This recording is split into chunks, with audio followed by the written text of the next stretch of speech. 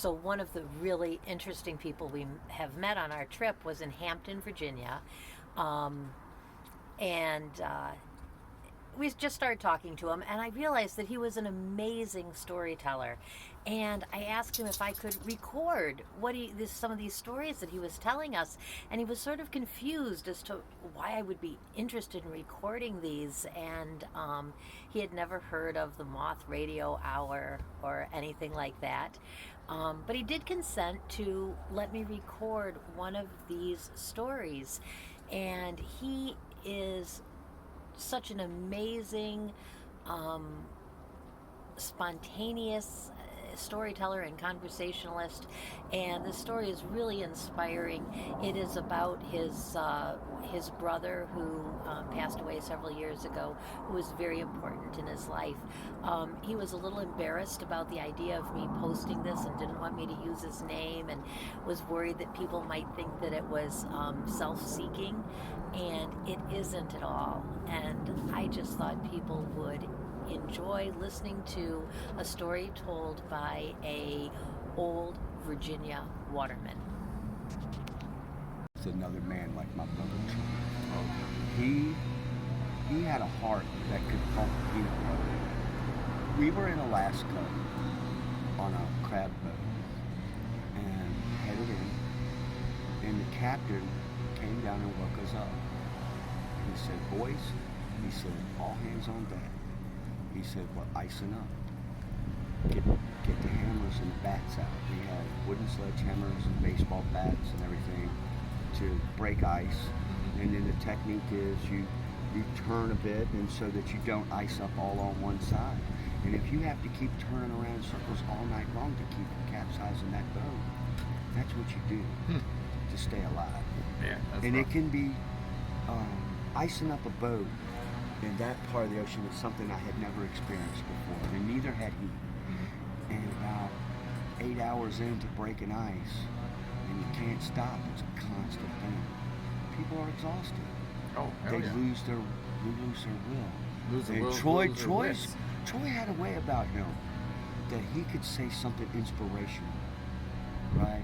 At first it would start, "Oh, my little sister can break ice longer than you." You know, the little digs like you would hear on like a football team. Yeah. You know, something high locker room type of thing. And then it started to get serious because he was scared.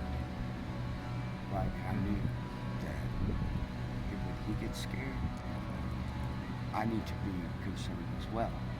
You know, no matter what. So I said, let's pace ourselves. This is going to be, you know, a test. This is a sea trial. He said, "Yeah, you're right, bro." He said, "I will." And so for the first time, I was able to help him in a way that made a lot of sense, because he'd been through a lot. He's my older brother. And he said, you know, we paced ourselves, right?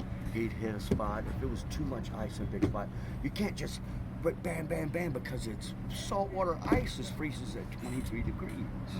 It's hard as a brick bat, you know, and you've got a wooden bat, so because you don't want to beat a metal mallet on a steel hull. Yeah, you don't beat all want the to paint off the yeah. boat. Yeah. Yeah, that's if you make it. And so one of the guys, he said, I can't do it.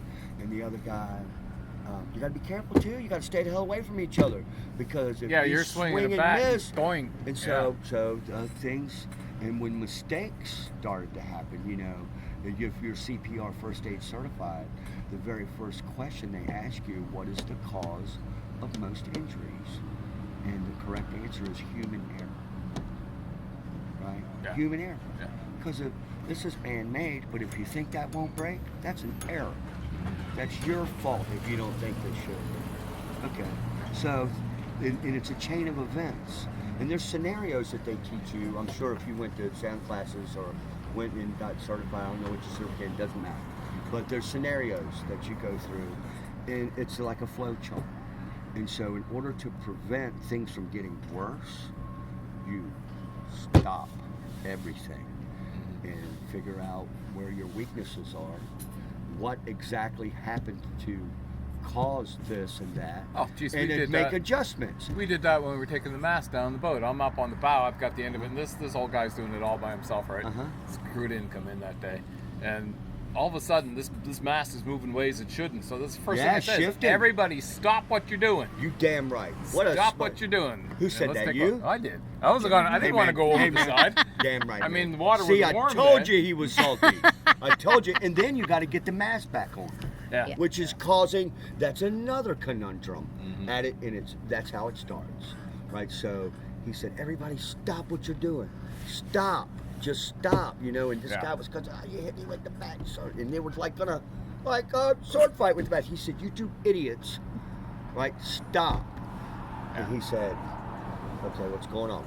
Guy said, one dude said, I can't do this anymore. He said, I hurt so bad, I think I have frostbite or whatever. He said, go get checked out by the captain. Go get him to check you out. If you're okay in a little while, mug up means get coffee. Self-aware, check you out. He said, but man, he said, we're in a bad spot. So suck it up, Fluffy. Yeah. And dude went inside. He said, you two idiots. He said, if you don't get away from each other and stop this bullshit, he said, I'm gonna hit the both of y'all with my bat. He said, so now, he said, before I make y'all two hold hands, right? Stop, right? Don't act like little kids. He said, this is serious. He looked at me, he said, come on, right? We shifted up the hull. The captain come over the hailer, which are speakers on the top deck in the area that we were breaking ice. He said, I have to turn the boat, right? I have to turn. We never even got through all of the ice on this side. So gradually, at some point, it's gonna catch up to us. And so we knew right then. I knew it, Troy knew it, but the other 7 guys didn't give it another thought. They just walked to the other side of the boat, lit a cigarette, waiting for it because they were on the lee side. The windward side is what builds the ice. Yeah. Oh yeah, we get to go to the lee side. I waited until the last minute to go to the other side, and the boat actually turned because it just seemed right. Don't waste a minute to be there because when we get back, it's going to be just as bad. Yeah, don't stop if working. not Just go worse, turn it. when you have to get back over there. Yeah. So we cleared, and the hardest places to get where the bulkheads connect and where they reinforce the hull to where the welds are. Oh, okay. Because it's the creases. It's hard to get in there. Right. And so we're taking one into the bat, and moving the stuff around, and my brother was shoveling the ice off. And you're saying, Right. I'm getting back to Virginia after this man. No, we lived there in Seward. Okay. Right, so we got to the other side of the boat, and there was no break for me and my brother. We didn't take a break in between because it's a long time, season. And this is how it went down. This is the whole point of the story. We were the last 2 left, capable of Still being swinging. nice, still Yeah. swinging. I took duct tape and taped a bat in his hand, right, his left hand. And he took duct tape and taped a bat into my left hand, right? And so we had one, you didn't have to hold it, right, because you're losing. And Yeah, you've got no so finger, that's a bit, yeah. so your strong hand, I'm right-handed. Yeah. I didn't want to tape it to my strong hand because I couldn't get the son of a bitch off with my hand, right? Did that to my weak hand so I could have my strong hand. So she said to save my life or save his life. Right? We were doing so, and we beat ice by ourselves for 14 more hours. That's long haul. 14 more hours. I put, we used all the beaver balm on our face, caked it on to keep from getting frostbite. And in the end, when that was all gone and we couldn't find no more, I used engine grease Oh, that's to good. knock sure. the wind chill off. Yeah. When we got to port in Dangerous Bay, right, the captain got on his knee and said, thank you. He said, you saved all of our lives. He said, bless your heart. He said, God bless you, boys. And I'll never forget that situation because you know what my brother said? He said, I'd have done it for anyone. Yeah. Yeah. He's a good guy. I'd have done it for anyone.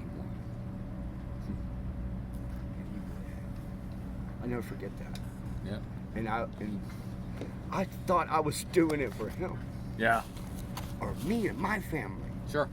But when everybody quit, He just he kept never Yeah. mentioned, he never called him a name, punk, or like slack or a quitter. Never once did that come out of his mouth. It never crossed his mind. So I learned something that day. That's a good thing. So if he'd have done it for anyone, right, he already knew that if it come to the point where that was the last thing he did, it wasn't for him. It was never for him. So I think I ran out of battery at this point. Apparently, this story of the near loss of this fishing vessel made the local news, and the boat was met at the dock by news and emergency services, and the reporters, wanted interviews with the crew, and Troy said to his brother, "Hey, let's just get out of here. Don't talk to any of these people." Not wanting to make a big deal or draw attention to his basically heroic actions to save the boat and the lives of everyone on board. And not just Troy's actions, but the actions of all the crew working together to save this boat and their own lives. Again, a tribute to his modesty and humility. It was a great story.